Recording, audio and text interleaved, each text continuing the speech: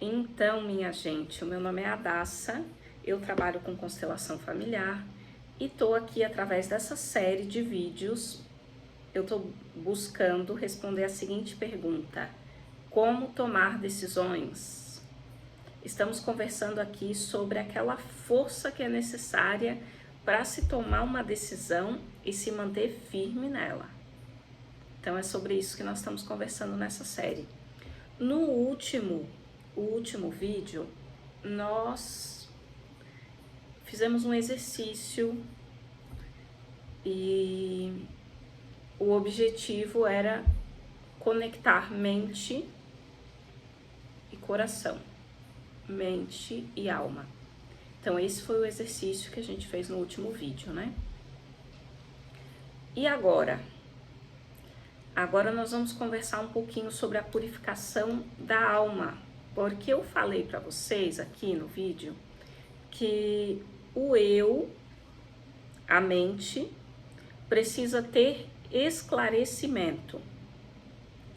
Então, para a gente começar a tomar decisões de maneira que mente e alma concordem, é preciso que haja um esclarecimento da mente. A mente precisa ter entendimento.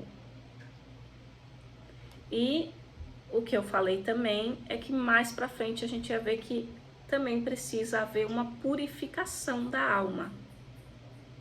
Porque a alma aqui nesse contexto que nós estamos conversando, ela é esse eu emocional. Ela é esse depósito de emoções que foram sentidas e algumas que não foram sentidas e ficaram ali para serem sentidas depois.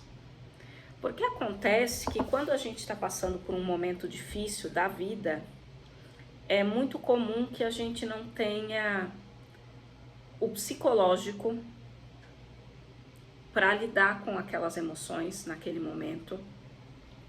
Às vezes acontece que a gente não tem tempo, porque às vezes uma tragédia, algo que nos abala, pode vir trazendo um rebuliço na nossa vida, né?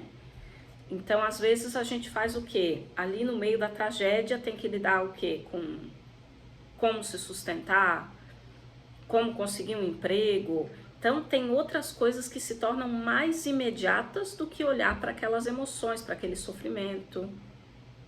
E aí a gente resolve os problemas que resultaram da tragédia e muitas vezes a gente não olha para as questões emocionais. Elas ficam ali para depois. Mas elas não somem. Então você guarda, às vezes você tenta, depois passa o tempo, você vai fazendo um esforço para esquecer. Mas elas ficaram guardadas para você olhar depois. Não para você fazer o esforço de esquecer. Então elas ficam ali. Essas emoções, ressentimentos, julgamentos, eles estão todos depositados nesse eu emocional. Então tá tudo guardado no seu emocional. Então por isso que é preciso haver uma purificação. O que significa isso? Que é preciso olhar para essas questões. Lidar, digerir, começar a trabalhar aquilo ali, né? Elaborar tudo que esteve envolvido e que não foi olhado naquele momento. Aqui nas minhas anotações eu coloquei também sobre o orgulho. Muitas vezes no momento do baque, o choque, quando você está ali diante da tragédia, pode ser que venha uma armadura de orgulho para te proteger, ou mesmo a negação. Tem pessoas que ficam anos na negação, não aceitam o que aconteceu, ficam tentando entender por que aconteceu. Eu só queria entender o porquê.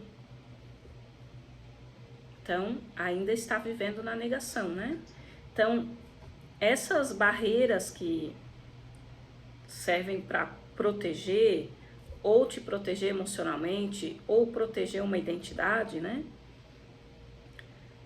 elas te impedem, naquele momento, de olhar para aquele sentimento, para aquela dor, de validar o que você sentiu. Então é necessário que você faça isso agora, que já passou um tempo e que você já está preparado para lidar com isso, que você faça esse trabalho de elaboração das emoções negativas que estão depositadas na sua alma, né? Deixa eu ver aqui como é que segue. Dar pertencimento. Então, é preciso que a pessoa dê pertencimento a essa parte difícil da própria história.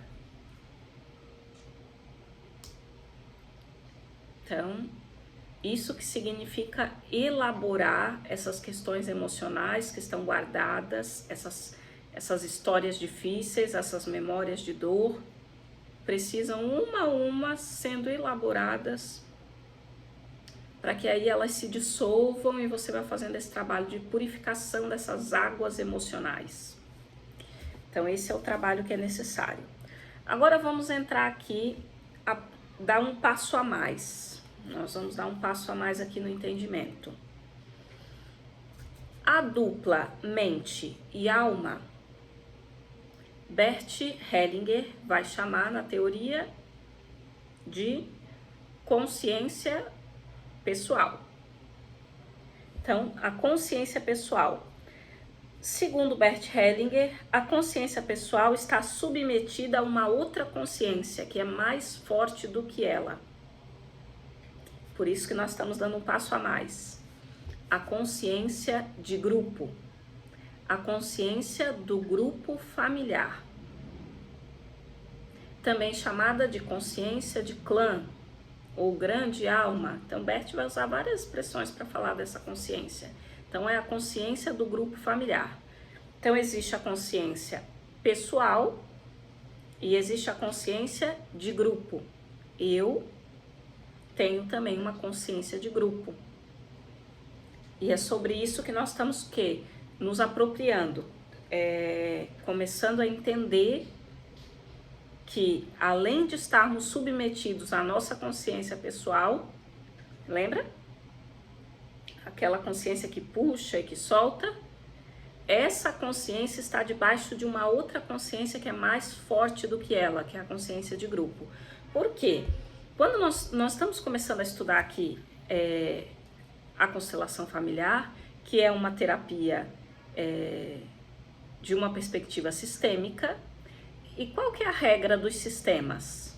Temos aqui a mão. A mão é um sistema. Desse sistema fazem parte os dedos. Então, a premissa dos sistemas diz o quê? O todo é mais forte, mais importante do que as partes. Então, o todo é mais importante do que as partes. O todo é mais forte do que as partes. Ele tem precedência sobre as partes. Então, a consciência de grupo, ela exerce mais força sobre a nossa consciência pessoal do que a nossa consciência de nós mesmos. E essa briga, porque às vezes as duas não vão concordar, essa briga entre a consciência de grupo e a consciência pessoal é que muitas vezes são os nossos conflitos. Então, quando a pessoa está vivendo um conflito, muitas vezes é o quê? É a briga dessas duas consciências, a consciência de grupo e a consciência pessoal. Então, estamos entendendo aqui que a consciência pessoal obedece à consciência familiar. Eu vou ler um trechinho aqui, o que Bert Hellinger está falando sobre isso, na página 142 do livro. Ele diz assim: a família e o grupo familiar têm manifestamente uma alma comum e uma consciência comum, que liga entre si os membros da família e os guia. Aí ele continua, depois diz assim: assim como a alma individual une e guia os membros do corpo, assim a alma que atua na família e no grupo familiar une o grupo familiar como um corpo ampliado. Então ele está fazendo uma analogia aqui. Assim como o corpo possui órgãos e os órgãos eles estão conectados num sistema, assim também essa consciência de grupo tem vínculos que conectam os membros desse grupo através de vínculos. Então existe uma força na consciência de cada um dos indivíduos que estão aqui, que é uma consciência coletiva. Todos eles participam da mesma consciência, a consciência coletiva. E ela exerce uma força sobre a consciência pessoal de cada um dos membros do grupo. Então, o que vai acontecer? Esse conteúdo que está na sua alma, esse conteúdo difícil, essas memórias, elas foram acumuladas nos seus relacionamentos e elas estão relacionadas à lealdade ao enredo familiar. Então, nesse grupo, você compartilha aqui dessa consciência de grupo. E nesse grupo existem o quê? Histórias difíceis. No seu grupo familiar existem tragédias, histórias difíceis, coisas que foram difíceis de digerir, e elas estão todas aqui na sua alma. Então, esses assuntos que você precisa elaborar, purificar, tem a ver o quê? Com a consciência de grupo. Então, eles são assuntos, não são assuntos apenas pessoais, eles são assuntos de todo o grupo. Mas muitas vezes nós não temos muita consciência disso. Então, qual que é o trabalho que nós estamos fazendo aqui através desses vídeos? E agora demos um passo a mais, que é o que? Estávamos até agora falando apenas dessa consciência pessoal. Agora começamos a falar da consciência de grupo. Entender que você também pertence a uma consciência coletiva, que é a consciência do grupo familiar. E que você tem uma lealdade a essa consciência. Então agora você está sabendo que você tem uma lealdade à consciência de grupo. A consciência pessoal está enredada nas histórias da família. Assim, a sua alma olha para um compromisso de compensar o que faltou no seu grupo familiar. Você está tentando entender um pouco a sua alma. A sua alma olha para o compromisso de compensar o que faltou no seu sistema familiar. Então, a sua alma tem um compromisso de compensar o que faltou no seu sistema familiar. Tem uma frase aqui nesse livro aqui, vou citar esse também, porque essa frase está de acordo com o que nós estamos conversando. Bert Hellinger vai dizer assim, ó. Permanente autorrealização, emancipação, pensamento esclarecido são exigências de hoje. Então ele está falando sobre a autorresponsabilidade. A autorresponsabilidade é uma exigência atual. Porém, com frequência, os laços sistêmicos nos determinam. Então, embora nós muitas vezes pensamos que temos autorresponsabilidade, temos liberdade de escolha, existe algo que nos limita. Com frequência, os laços sistêmicos nos determinam em nossa profissão e nossa vida privada, num grau maior do que gostaríamos e do que nos damos conta. Ou seja, esses emaranhados do sistema familiar, eles nos determinam na nossa profissão. Então, talvez você não se deu conta. Por que você escolheu essa profissão? Então, a profissão é algo que as pessoas escolhem como maneira de compensar o sistema familiar. Elas estão a serviço do sistema familiar quando escolhem a profissão com que vão trabalhar, né?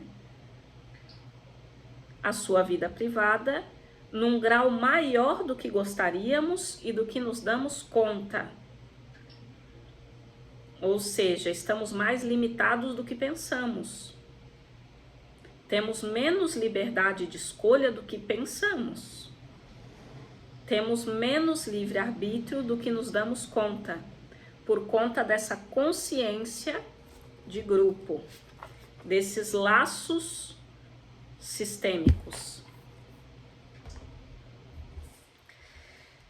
Então tá, vamos concluir aqui com algumas perguntas. Então eu tinha citado aqui, né? Assim a sua alma olha para um compromisso de compensar o que faltou no seu sistema familiar. A sua alma olha para esse compromisso. Pergunte-se: o que move a minha alma? Você pode até colocar a mão no coração se quiser fazer essa pergunta com a mão aqui, ó. Que talvez a resposta venha mais pura, né? Mais essencial. O que move a minha alma? Que desejo é esse que não me deixa desistir? O que não deixa você desistir? O que é aquela sua força?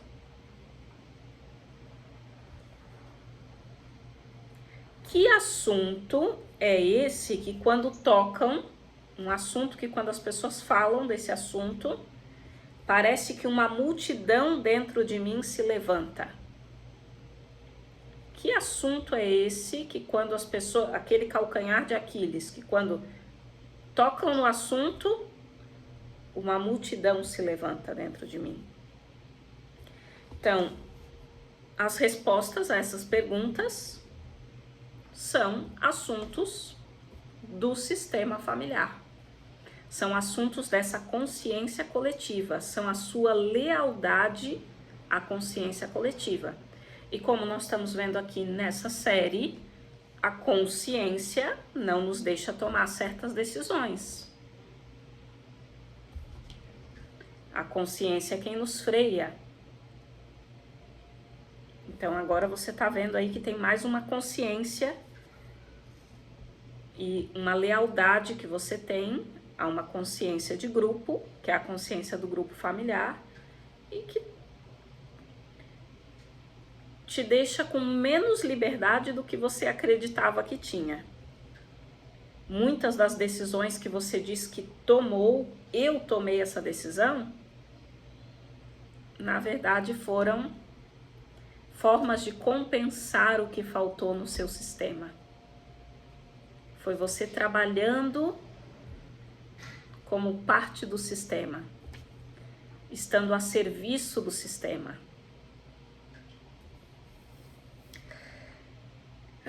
Vamos ver aqui. Aqui tem um exemplo. Por exemplo, quando um casal está brigando. Quem está brigando ali? Relacionamento de casal, aquele casal, aquela briga. Quem está brigando? Será que são duas pessoas com total liberdade, total livre-arbítrio que estão brigando? Ou são duas famílias carregando as suas dores, as suas tragédias e projetando no relacionamento tudo aquilo, todas aquelas dores que esse sistema contra o outro sistema? Quem está brigando? São duas pessoas que se amam usando da sua liberdade de escolha? Ou são duas consciências coletivas que estão brigando? Dois sistemas, duas histórias, duas tragédias. Cada um olhando o seu lado e projetando no relacionamento essas dores que estão na alma, né? Então, por essa perspectiva sistêmica, é que nós vamos fazer a purificação da alma, né? Pela perspectiva sistêmica. Nós vamos olhar aqui, a partir de agora, nessa série de vídeos, onde a sua alma está comprometida com as tragédias familiares, onde a sua alma está comprometida com o sistema. Todos nós estamos comprometidos com o nosso sistema, mas alguns têm menos liberdade de escolha. Vamos dizer que o seu sistema precisa de um bode expiatório. Será que é você que está ali ocupando compensando essa falta do sistema? Sofrendo com a sua vida paralisada? Então, entender como que nós compensamos, como a nossa consciência está submetida a essa consciência de grupo, olhando para isso, nós vamos ganhar o quê? Mais liberdade dentro do sistema, dentro do grupo. Maior consciência, maior lucidez e mais liberdade. Então, essa foi a reflexão de hoje e vamos seguir aqui na nossa série.